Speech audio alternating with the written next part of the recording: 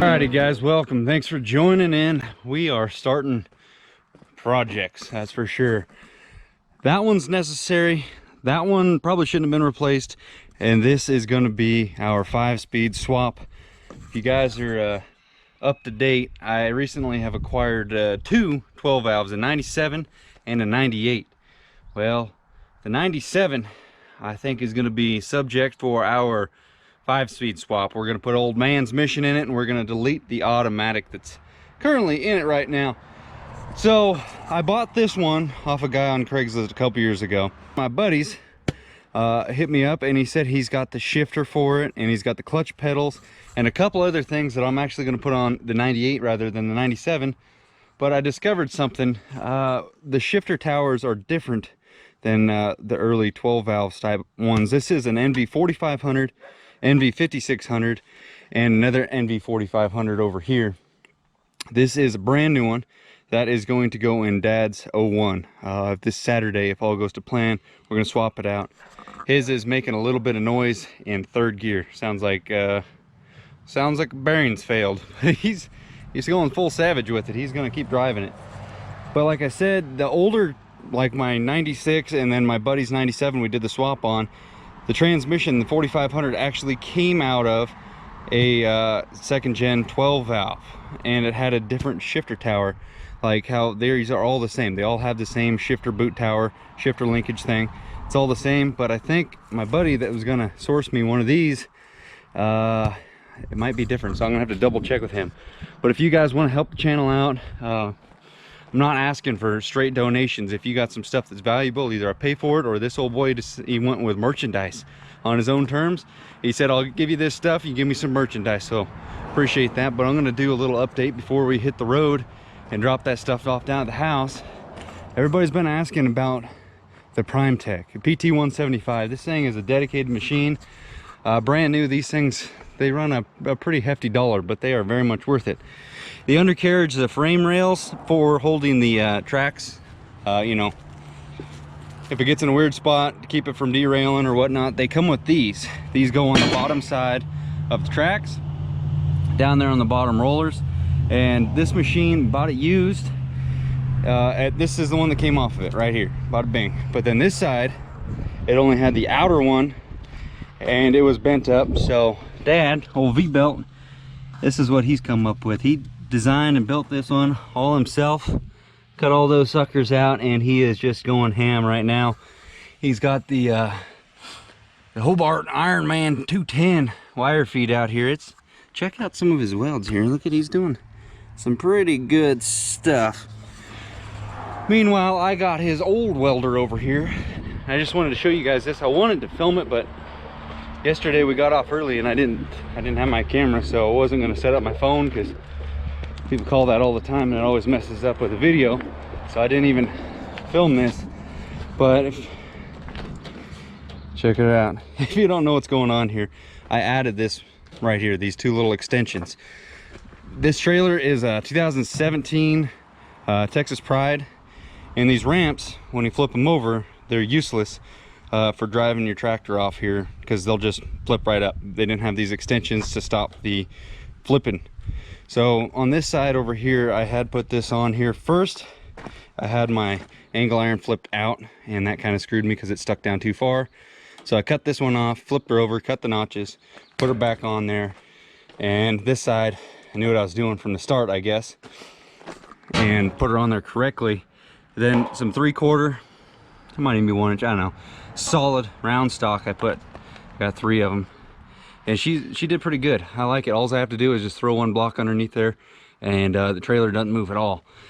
I was going to put diamond plate on here, but somebody mentioned, and quite thank you for doing this, if I put the diamond plate, it's going to be solid and they're not going to be able to see my tail lights. So I wasn't even thinking on that part. So greatly appreciated you guys reaching out and let me know something that I was about to mess up, because we fixed her.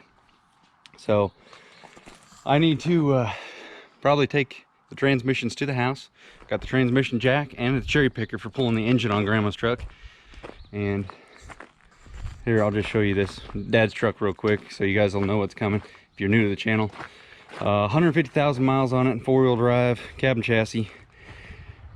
24 valve Cummins in there. This is the reason I don't really care for 24 valves too much. I'll let you know when we come to this video, but it does have the old hand shaker, the exhaust brake on there, and we're gonna swap that bird out for the new one, new clutch, and a couple other goodies, hopefully on Saturday. Until then, let's go ahead, hit in the truck, get down to the house and unload those things.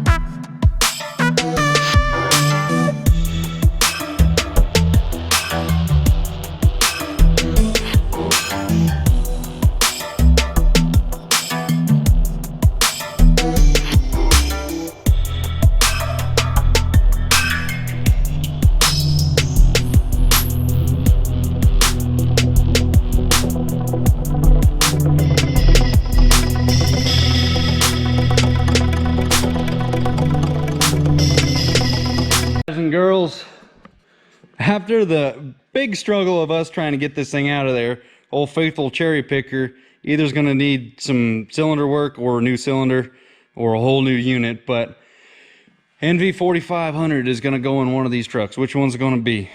Oh man, that truck.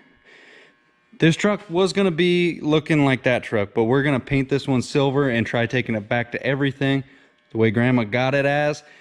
Except for we're gonna put the 5-speed in Grandma's truck. So we got a little bit of work ahead of us, but I went ahead and I brought the cherry picker so we can pull the engine and start cleaning everything up and then probably rebuilding that engine. But this one is just, you guys know the story behind that one. Transmission jack, my uncle used that for lifting his 4Runner up to rotate his tires, and it hasn't worked right since. Swear, he can't have nothing nice. Uncle Mark, if you're watching this now, I've called you out on it before and you denied it, but we all know the transmission jack worked perfect before you tried to lift your car with it. But let's go ahead. I went up to Dad's and I went and got the excavator because I wasn't going to struggle getting these two trannies off the trailer. But story behind this one, a guy on Craigslist was selling it as is. I just pressure washed it a little bit, but he bought it for a swap, never used it, so I paid $1,000 for it. Came with NV 4500 and the transfer case. So I'm gonna just get a new drive shaft. The front one is only like 250 bucks off of eBay, I saw. And I don't know, but I think the stock one with the automatic might work. It's just a little bit too short. So just, I don't know, I'll figure it out when it comes to it. But this transmission right here, this one is out of my 04. 310,000 miles or 320 on this. I swapped it out. I bought a rebuilt one out of Texas, a place called Allstate Gear. Not a fan, not a fan. That new transmission in the truck, worse than the old one, and I regret even doing it. But I got the, oh yeah, I forgot about that right there.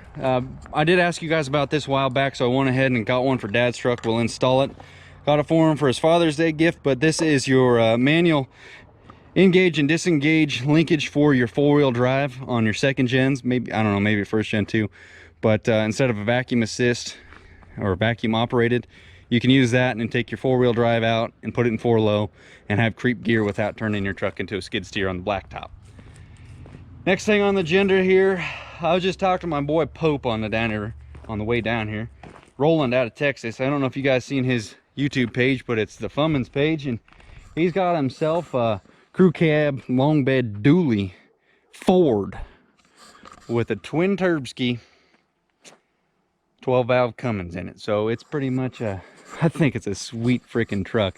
But he got himself a brand new PJ 40-footer with the mega ramps, and man, he sent me a clip of what's already going on with his ramps after a short little usage on it, and I'll go ahead and show it to you guys and then we'll come back and talk about it. So here you go watch Pope. 2019 PJ with monster ramps. I've got 5 holes on it with the excavator, and the monster ramps are already broken. One piece of angle iron there fell through, and I got a big crack right there. And then I don't know if you can see it, but all my angle irons are bent. Pretty disappointed in PJ's quality. Well, it's a bummer. You buy something new and it's falling apart. Regardless, he's not exceeding like absolute holy crap amounts of weight going up those ramps. They should be able to haul, like if the trailer's rated for 20,000 pounds, you should be able to drive 20,000, 25,000 up there without really hurting it. You know, your long-term use, obviously you're shouldn't be overloading it, but it should hold up a little bit better than, what do you say, 5 hauls with it and it's already kind of collapsing. So I wanted to talk about mine a little bit. And it's a Texas Pride 30K rated trailer with the Mega Monsters, whatever you call these things. And I do haul the 080, which is 20,000 pounds. And I haul the Prime Tech, which is about 22,000 pounds, but it has metal single grouser steel tracks. And I got to be careful when I'm loading it, because if I get it over here, like I did one run, it just bent the crap out of these. But I don't know if it broke the welds here or they just look fatigued.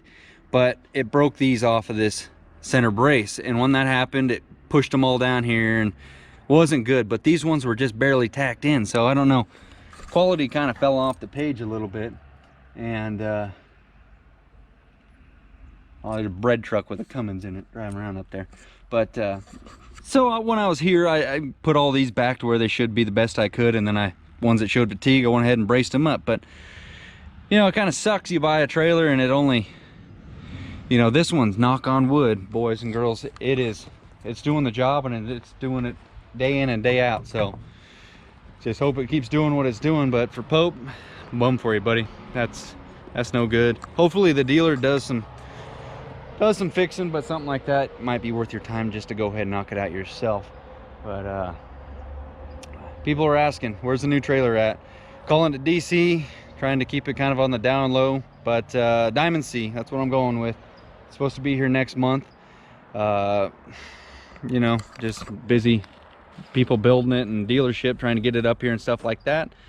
Diamond C, you know, there's a silver lining between, like, I don't know if I really bashed PJ, but I shared the story that Roland shared with me, and the transmission, you know, if you guys go to that guy and you know him good and he's done you good, that's good. But I had issues with it. I called him, they didn't call back. So you know, I'm not really bashing, but I'm just saying, hey, watch your 6. But as for the new trailer, I'm hoping to God it's going to hold up to every little bit of the reputation it's got now. Diamond C, it seems like the get her done brand with design and just strength and support behind each one of their trailers. So, you know, the silver lining I'm getting to is they didn't want to partner up and make a video, and I wasn't looking for, you know, a free trailer out of it, but every little bit helps. But if I would have partnered up with them, I couldn't have shared the story so much that I did today. Like, if we have failures, poor design, I'd probably be a little less inclined to share it with you guys if we had those issues, if I was contracted with them. So you'll be getting the full gist of everything that happens with the new trailer when it gets here. But we and everybody, we're hoping that new trailer is the bee's knees. My boy Arthur at 10X, he's got one just like I did a video on it a while back, but his is holding up solid. So I got to get this thing unloaded, and I got to go grab the 12 tonight. But I just thought I would share, you know, what happened here today. But before we leave, we're going to test these ramps out and see how well they hold. You know, I designed them so normally they're about 4 inches off the ground, and I could take these here. That's what I got them rigged up for, easy access. I can throw them underneath the ramp, and it doesn't squish the butt of the trailer down and doesn't lift my truck up. I hate that. I hate pulling up on the truck like that. I think it just doesn't look professional. So we'll go ahead and test these out to end this video. But if you guys made it this far, thank you very much. I appreciate each and every one of you. We're getting closer to the 25K each and every day. So good stuff. Let's get this unloaded.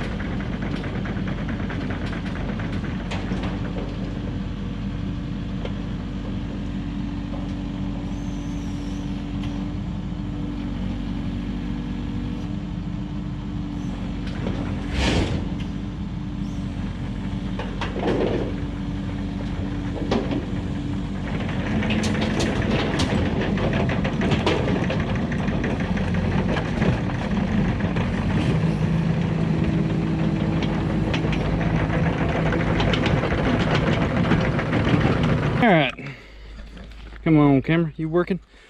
That worked out. Before, what I had to do is I just put cribbing underneath, cribbing blocking underneath the frame directly so that the truck wouldn't get reverse wheelie. That worked out good. That'll save me quite a bit of time so I don't have to bring all those boards to the back. Man, some old boy just called me a millennial because I didn't have a multimeter. I don't have a lot of stuff here, but freaking millennials, that ain't me. All right, god dang, I'm steamed right now. But anyway, gonna end it here. Give my buddy Roland a follow at the Cummins page. I know he would appreciate the sub count going up on his end. Who the heck is this? Guy can't shift. Anyway, we're gonna end it right here, guys. Hit them buttons for me, like, comment, subscribe, and if you want to, no, my new trailer is going to not be mega ramps. It will be hydraulic dovetail if you didn't watch the earlier video, so these won't be an issue with the angle iron. But let's end it here, guys. Thank you guys so much for watching. I still have to go get the 12, but it is right up the road. But we'll see you guys on the next one. Thanks, guys. Hit them buttons, like, comment, subscribe, and we'll see you later. Bye.